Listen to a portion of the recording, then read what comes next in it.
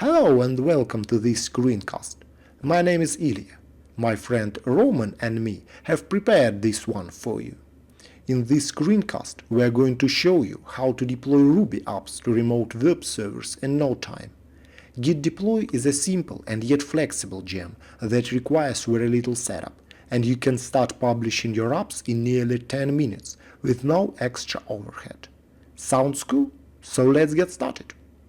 In this screencast, we are going to discuss the following topics: a general overview of the Git Deploy gem, installing Nginx with the Passenger module, integrating Git Deploy into your existing project, and deploying your project to remote web server. There are some prerequisites that you should accomplish before proceeding. Git version control system should be installed on your local machine and on the server. A Ruby version manager with all the required packages should also be installed. You may use rvm requirements command to check which packages are needed. A Ruby with the desired version should be present too. Use rvm install and rvm use commands while providing the required version to install Ruby. And lastly, you will need Ruby gems. Issue the rvm Ruby gems current command to install it. A couple of useful links that you might want to visit. The first one is the source code for the demo app that we are going to deploy in this screencast. The second one is the GitHub repo where Git Deploy's source code resides. All the documentation can be found there, so feel free to browse it. Git Deploy is a Ruby gem that is aimed at straightforward Heroku-style push-based deployment.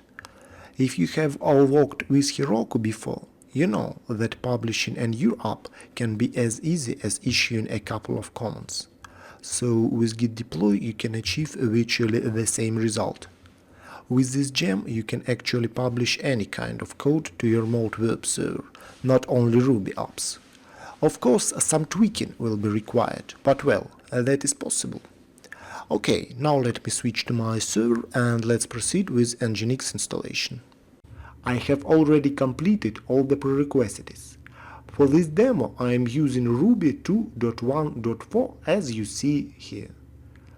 Now let's install the Passenger gem itself by running gem install passenger, and then press enter. It will take some amount of time to download the required files, to configure, to build and to pass the documentation. And in a couple of seconds we will be good to go. Now let's install Nginx with the Passenger module already compiled. Run the following command: rvm sudo passenger -install -nginx -module and press enter. Now read some information about what is going to happen when you proceed, and when you are ready press enter once again. And then you can choose which languages are you interested in.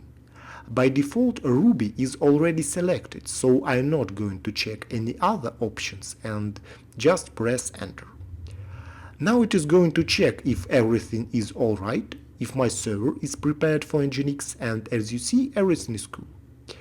So now you can choose one of the two options.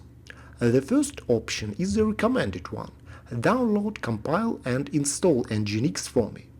It is the easiest option, and the second one is recommended for advanced users. You can customize Nginx yourself in a more complex scenarios. So I'm going to check the first option and press enter. Now it is going to download Nginx for me, and I can choose which directory to install to. So here I'm entering /server /nginx -learnable and press enter. Now it is going to take some amount of time to compile Nginx, so I will pause the record for now, and when this operation is done, we will proceed. Welcome back. My installation succeeded. We can see where the configuration file for Nginx is located. We now need to tweak it. So I am pressing enter to continue, and we are done. Now let's look for Nginx configuration file. I am changing directory into server nginx-learnable and then conf. And here we can open nginx.conf file with the vim editor. So let me open it. And now I'm entering my sudo password. Okay. Oh well, let me try that once again. Okay, the configuration file is opened, and now I'm going to pause the record so you don't see me typing, and when I'm done, I will return to you. Okay, welcome back. As you see, the configuration file is very straightforward. Specifically, I am listening on port 80 on localhost, then I am providing the root directory, which is yet non-existent, so we will need to create it soon. And lastly, I am providing the passenger enabled on setting to enable passenger. Now let me save this file.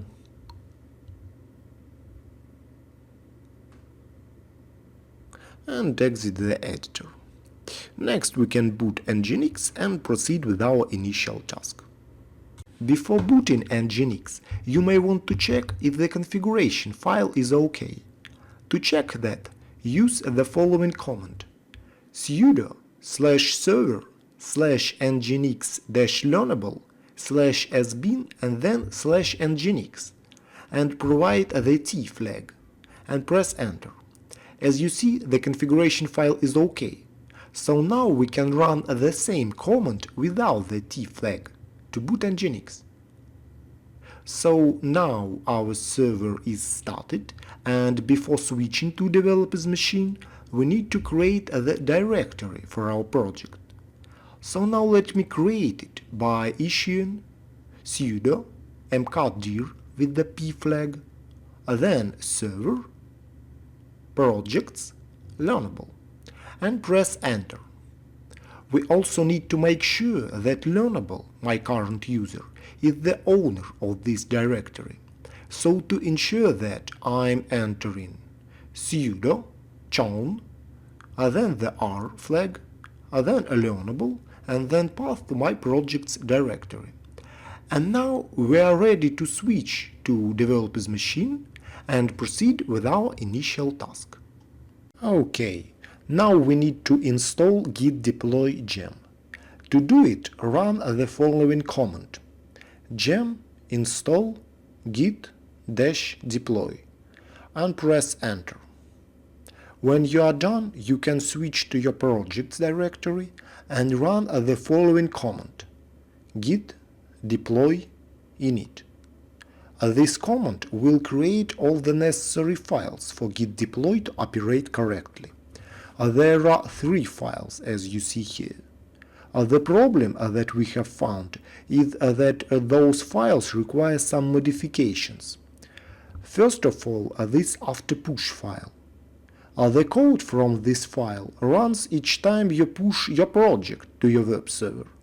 However, we had to add those 3 lines here to set the environmental variables. Otherwise, they will get in reset. Also, we had to create the setup file. By default, Git Deploy will try to search for this file in the deploy directory, and if it is present, it will be run only once when you push your project for the first time. So we had to create this file and paste some code. So now let me copy it and paste it right here. Basically, what this code does is setting the environmental variables.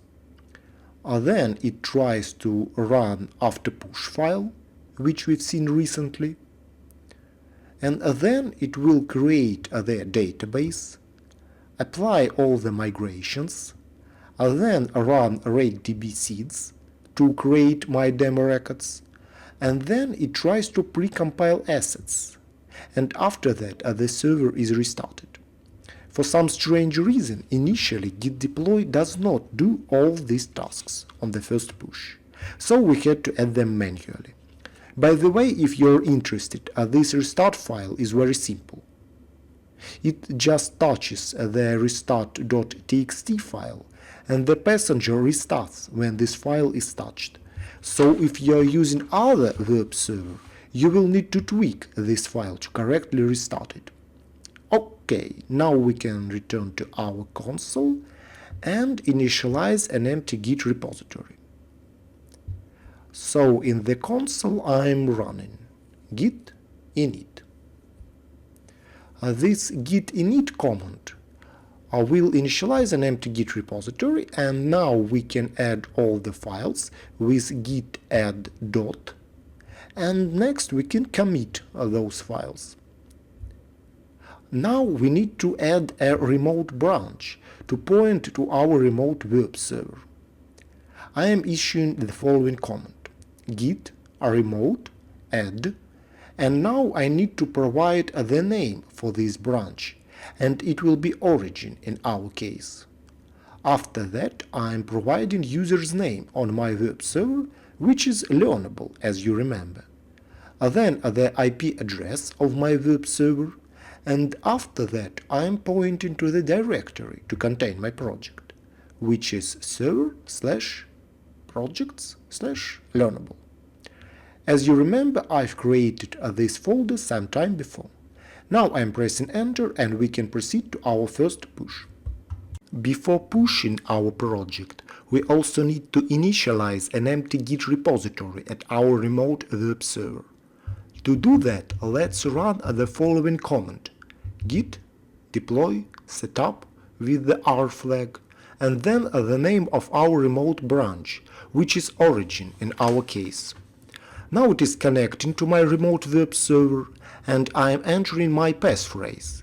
And as you see, it has just initialized an empty Git repository and also set some permissions. Unfortunately, before proceeding with the push, we need to do one more thing. The problem is with those 4 files in the deploy directory. Initially, they have some special permissions, so that they can be executed correctly. However, currently I'm on Windows, and Windows overrides those permissions, and so the files cannot be executed anymore. So we need to tweak our post-receive hook a bit, so that original permissions are brought back. Now let me switch to my server, and I'm changing directory into server, projects, learnable, then git, hooks, and inside we have to edit the post-receive file. So I am opening it with vim. Now let me enter my sudo password. And here I need to add only one line of code. Let me just copy it and paste it right here. Yes. As you see, this line modifies permissions on the deploy directory. This operation is recursive, so the files inside the directory also get those permissions. Now I'm saving this file and exiting the editor. After doing this, I can return to my development machine and try to push my project using the next command: git push origin master. Now I am entering my passphrase, and it is pushing my project now. As you see, it is doing all the required operations. Firstly, it will install all the gems, then create the database, apply migrations, run RakeDB seeds, precompile the assets, and restart Passenger. Let me just remind you that those tasks are present in the setup file, which we've created some time before. So let me pause the record for now, and when the push is complete, I will return to you. Welcome back. My deployment was successful, so as you see, we've installed all the necessary gems, the migrations were run, and indeed the assets were precompiled as well, and lastly the server was restarted. So now we can switch to the browser and check if the app is running.